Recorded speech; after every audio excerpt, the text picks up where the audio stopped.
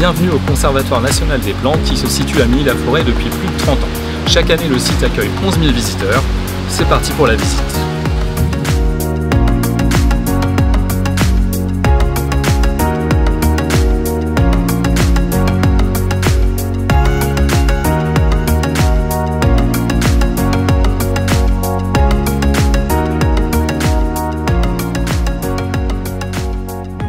Agnès Lemaine, bonjour, vous êtes la directrice du Conservatoire national des plantes de Milly-la-Forêt. Quel est le but de cet établissement? Oui, bien, c'est un organisme de recherche agronomique appliquée au service des professionnels de la filière des PAM, donc plantes à parfum aromatiques et médicinales. Et en fait, on est très en amont de la production, on s'occupe de la gestion des ressources génétiques de la filière. Donc en fait, nos missions, c'est d'approvisionner les professionnels de la filière en un matériel végétal bien identifié, de participer à la sauvegarde du patrimoine naturel de France métropolitaine et de sensibiliser le grand public aux PAM et à leurs usages. Avec qui est-ce que vous avez l'habitude de travailler? Quels sont vos partenaires? Et ben, en fait, dans le cadre de notre activité de production de semences et plants, on va travailler avec des producteurs, des pépiniéristes ou des entreprises utilisatrices de la filière. Et puis, dans le cadre de notre activité d'approvisionnement en diversité génétique, on va plutôt travailler avec les instituts techniques de la filière, donc l'ITEPMAI qui fait de la création variétale, et puis aussi avec on a un autre partenaire qui s'appelle le CRIEPAM dans le sud-est.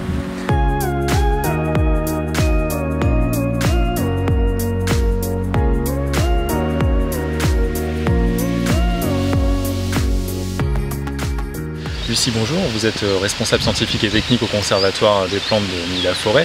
Je vois qu'il y a une super parcelle de plantes derrière vous.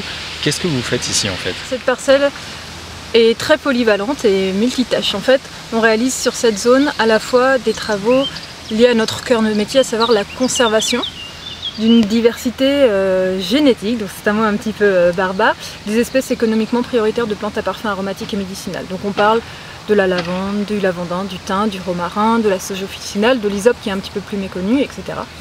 Et donc ces pieds sont conservés chez nous et mis à disposition des professionnels de la filière, soit éventuellement pour des programmes de sélection variétale, soit pour être cultivés directement en plein champ par des producteurs qui seraient intéressés.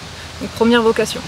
Seconde vocation, cette parcelle est également un support pour faire de la production de semences et plants, qui est une de nos activités qui nous prend beaucoup de temps, notamment au printemps, puisqu'on propose un catalogue de un petit peu plus de 700 espèces aux producteurs de la filière. Donc on est sur du matériel végétal disponible sous forme de semences et de plants, et accessible à tous, prioritairement aux producteurs, mais également au grand public, aux communautés d'agglomération.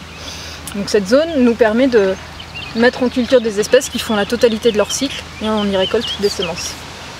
Et enfin, cette zone nous sert d'expérimentation. On fait de l'expérimentation agricole très appliquée, principalement de l'évaluation, c'est-à-dire qu'on met en culture des plantes qui ont été prospectées en pleine nature, on voit comment elles se comportent sous nos latitudes, et on réalise des mesures, c'est rarement très approfondi, on se cantonne à de la description morphologique, des données sur les rendements en matière fraîche, en matière sèche, éventuellement des teneurs en huile essentielle. On peut s'intéresser à la qualité chimique de l'huile essentielle, mais c'est quelque chose qu'on fait avec un de nos partenaires au sein du réseau PAM, l'ITEPMAI. Et donc voilà, on voit comment se comporte ce végétal, ça permet de faire une première sélection dans un grand pool très diversifié. Et ensuite, ce pool présélectionné peut être une fois de plus mis à disposition de l'Institut technique, par exemple, pour faire des programmes de sélection. L'ensemble de nos collections, en plus d'être conservées en plein champ, et en étant soumis aux aléas climatiques, météo, etc., sont également conservés en pot sous tunnel pour assurer un doublon de sécurité. Donc on conserve principalement une diversité assez large au sein du genre mentha, donc les menthes, les lavandes, les lavandins, thym, sauge, valériane. Ici vous avez une collection de pélargonium. Et pour assurer une énième sécurité, nos collections sont également conservées sous forme de semences, en chambre froide, température et hygrométrie contrôlée, et en congélateur.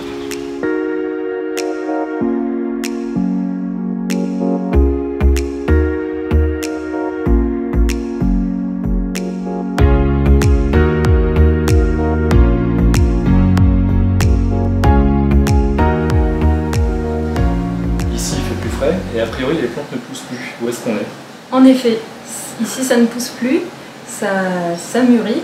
En fait, nous sommes ici dans le séchoir du conservatoire. C'est un bâtiment qui a été conçu spécialement avec des ouvertures pour permettre un mouvement d'air, un circuit d'air, et permettre aux plantes que nous récoltons dans nos jardins, dans nos parcelles, de sécher, éventuellement de finir de mûrir, être à point, afin que derrière nous puissions récolter les semences. Ici c'est le début des travaux de récolte. D'ici la fin du mois d'août, début septembre, ça va se remplir petit à petit.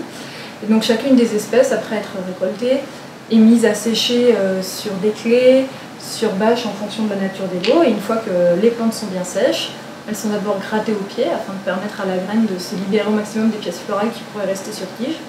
Et ensuite, elles passent dans des tamis plus ou moins gros. Et en fonction des espèces, on a une très grande diversité d'espèces, 700 espèces. Donc la totalité du travail se fait à la main, ou au pied, ou à la bouche, pour finir d'avoir, ouais, tout à fait, pour finir de trier des lots et éventuellement enlever la poussière. En fait, c'est un jeu de souffle pour que les poussières s'envolent et que les graines, nos graines restent ici.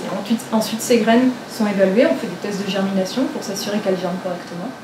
Et ensuite, elles sont conditionnées, conservées à température et économétrie contrôlée.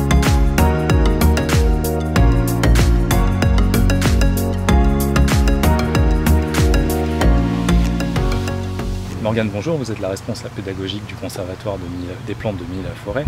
À qui s'adresse la partie publique de l'établissement? Alors le conservatoire est ouvert au grand public, donc on accueille énormément de scolaires puisque c'est 50% de notre public. Donc on les accueille en leur proposant des activités que l'on fait, que l'on propose de la maternelle jusqu'au lycée. On a également du grand public qui peut venir, donc des familles ou des individuels, visiter les jardins et également le musée. Et puis on a également des groupes adultes qui viennent faire des visites guidées pour découvrir un petit peu le conservatoire et les plantes que l'on y cultive. On propose également des ateliers pour les adultes et des stages depuis cette année pour développer un petit peu plus certaines thématiques. On a un musée qui est en fait dans le grand bâtiment qui est un ancien séchoir à plantes qui a été restauré en 2006 pour y mettre nos salles pédagogiques et le musée. Et ce musée, vous allez pouvoir y découvrir l'utilisation des plantes au fil du temps en fonction des civilisations. Et à la toute fin du musée, vous avez une reconstitution de cet ancien séchoir à plantes avec les outils agricoles de l'époque également.